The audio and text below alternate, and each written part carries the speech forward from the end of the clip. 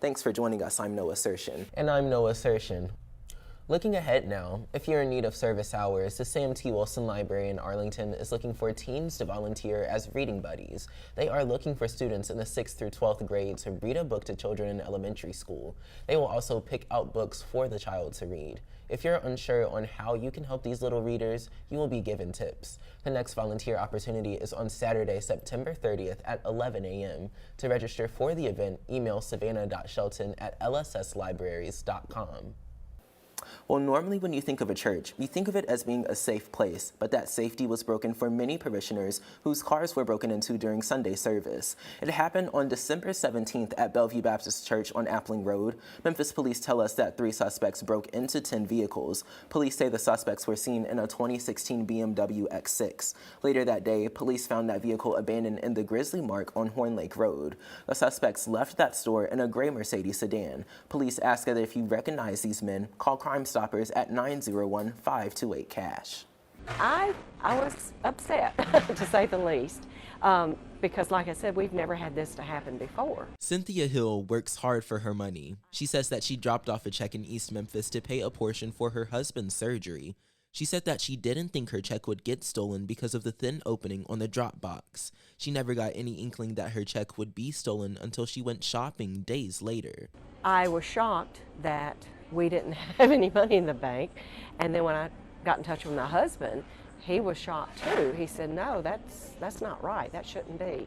Cynthia was a victim of check washing. That's basically where a thief uses a chemical formula to alter or wash the check. Let's say, for example, I have this check here that I made out for $25. A thief can wash this check and write it out to himself for $250,000.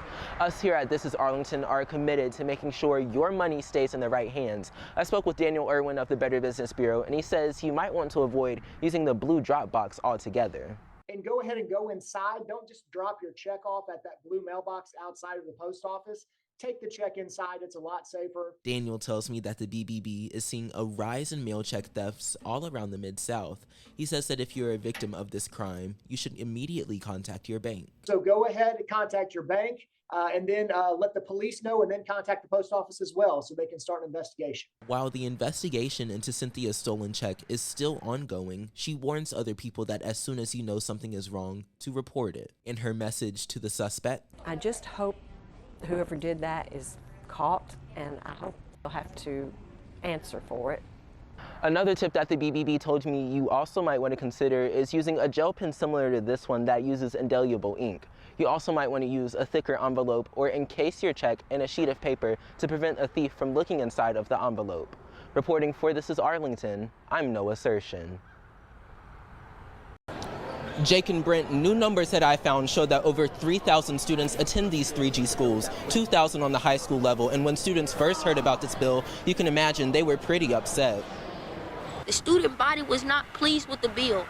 students frustrated with the bill that went through Tennessee legislature early last year. The bill proposed by Republican State Representative Mark White and Senator Brian Kelsey would prevent a school district from operating within the jurisdiction of another school district without an agreement in place. The bill potentially leaving the students that attend Germantown Elementary, Middle, and High School separated. Some students don't understand why this would happen. Why break a community? Why break down a community that didn't need to be broke down?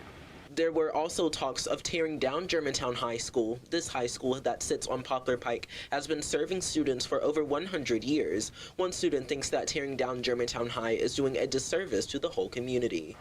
Why? You take education away from children to build a high school or build a mall or whatever was meant to be built on this land. Why?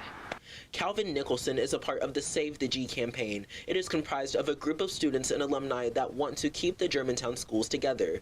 When Memphis Shelby County Schools and Germantown Municipal School District began negotiations for the future of these 3G schools, they pushed to have student input in these talks. In the agreement that MSCS and GMSD settled on, Germantown would acquire control of Germantown Elementary and Middle. MSCS would still keep Germantown High. A new high school for MSCS would be built in Cordova. There will also be a 9-year transition transition period. Students concerned about the whole ordeal were eventually heard, leaving them settled with the agreement that MSES and GMSD came to terms with. These students even got help from the woman leading the largest school district in Tennessee. Interim Superintendent Tony Williams has always been in support of these students. In a press conference she attended with the Save the G campaign, she said that hearing the waves that this student-led group has made pushed her into joining the bandwagon. I think for the most part, Kevin, it's been loud and clear that you guys have expressed passion. I've received emails, I've received letters.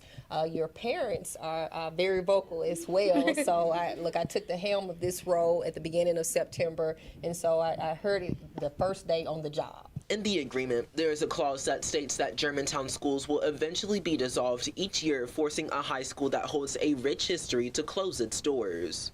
Now, even though the future of the building that holds Germantown High School is still in question, Calvin tells me that no matter where the replacement high school is built, that it is essential to keep the Germantown High School spirit alive. In every family, they have something that identifies them some way, somehow. Our culture is the Red Devil Nation. If we can't have Germantown High School, I pleaded with them and said, give us Red Devil Nation. Jake and Brent, Calvin also tells me that this student-led campaign that he helps create, he wants to let students know that you can do anything that you put your mind to. Now, there is also another deal between Millington Municipal Schools and MSES. In this deal, the Millington schools will buy Lucy Elementary for $3.3 million. MSES says it will make enhancements to this school until its transfer in 2027. Crave Coffee Bar and Bistro has been serving up a nice cup of joe and food for years since its opening in 2016. The only coffee shop here in Arlington has played an important role in the community. It's been wonderful. We have become a part of the community. We have grown to know people and their stories and their kids. Lena Hickey is the owner of Crave. She says that she's enjoyed the 7-year run of Crave in Arlington. She started this business out of curiosity when she noticed the old yogurt mountain that was once in the spot was closing down. She and her husband started this business out of an old college project. While she says that it was a tough decision for Crave Coffee Shop to close, she says she now has more time to spend with family. And I also have 3 kids, so I kind of had to make a decision. Lena was approached by Midtown Memphis-based coffee shop Bell Tower to buy Crave Coffee Shop. She says that this was a golden opportunity so she could foster her first love, baking.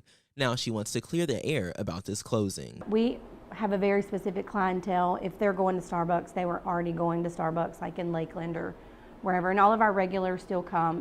Now, while getting rid of the only locally owned coffee shop in the town of Arlington is sad news for anyone supporting local businesses, all you have to do is just walk a couple of steps away from Crave Coffee Shop, where Crave Sweets Bake Shop is still open. We definitely want to expand the bake shops more. We kind of looked in the Nashville area, so our goal is to get about 5 bake shops, and then I think I'm going to rest from there. As this chapter closes in Crave's history, Lena reflected on some of the many memories from the coffee shop, like annual Cookies with Santa, and how Arlington banded together to help them stay afloat during the coronavirus pandemic, and she thanks the community for all their support. We are so grateful for the support that we received, the love that the community showed us. I don't want people to be sad that Crave is going away, even though I know they will be, but Bell Tower they're a great company. Noah Certion for This is Arlington. This is what's left of Covington after 2 tornadoes ripped through Tipton County Friday. One of them, an EF3 tornado. Streets littered with toppled over trees, destroyed homes, and downed power lines. Even Crestview Elementary and Middle School were destroyed. The town that holds a little more than 8,000 people was one of the few cities in West Tennessee that bared the brunt of the storm.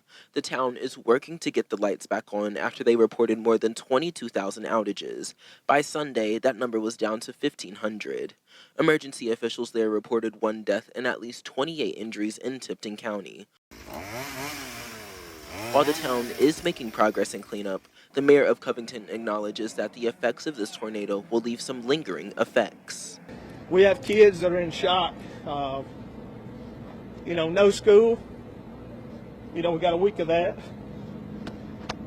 Kids lose sleep just by being affected. It's not just the adults. People without a house.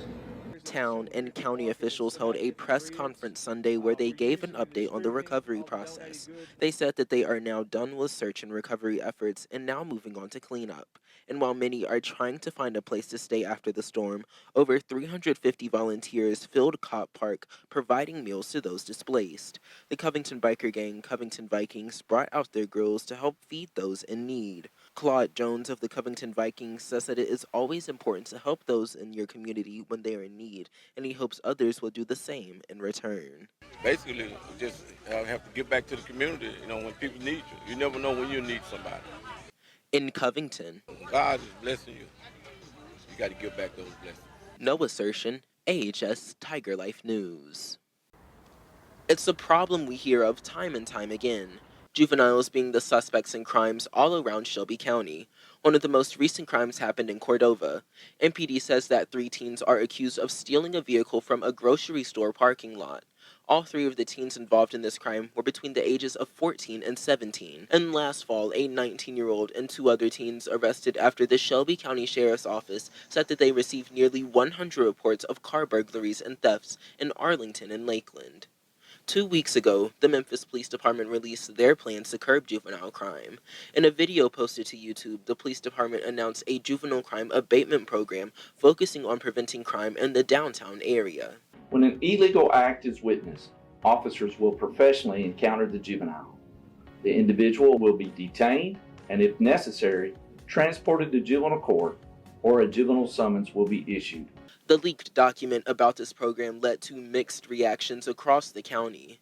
In a Memphis City Council meeting Tuesday, Police Chief C.J. Davis went before the council to clear up any confusion about this program. Instead of the focus being on keeping juveniles out of downtown, Memphis's Top Cop aims to create a safe space for juveniles by repurposing a community center. We're hoping that the Green Law Center can be used for juvenile recreation. After hours, we have programs where we can have what used to be midnight basketball and other types of activities for our young people. Chief Davis hopes to have the Greenlaw Community Center up and running by June, and she hopes to implement more programs like this in the months and years to come. Noah Certion, AHS Tiger Life News. I don't know about that coffee from there. I'm not really a coffee fan anyways, and maybe it's good that it's in Southern California because I would not try it here. Yeah, they can keep that. Well, that's all the time we have for This is Arlington. Thanks for joining us. You know, I'm so sad Chris graduated last year. We did a bunch of good stories together last year. I think my favorite one we did was the one on the Covington tornadoes in March. But, you know, it's just so good seeing him do great things. Yeah, I agree. I love being able to see Chris do what he loves. Yeah, and, you know, Bella here has her own photography business as well, for those who don't know. Tell us a little bit about it. So it is Bella Woodard Photo on Instagram if you'd like to go check it out. I do a little bit of everything, senior, portrait, couples. Yeah, so if you need anything from Bella, any photos, contact her. Your Instagram again? Bella Woodard Photo on Instagram. All right, she's your girl. Well, that's all the time we have today on This is Arlington.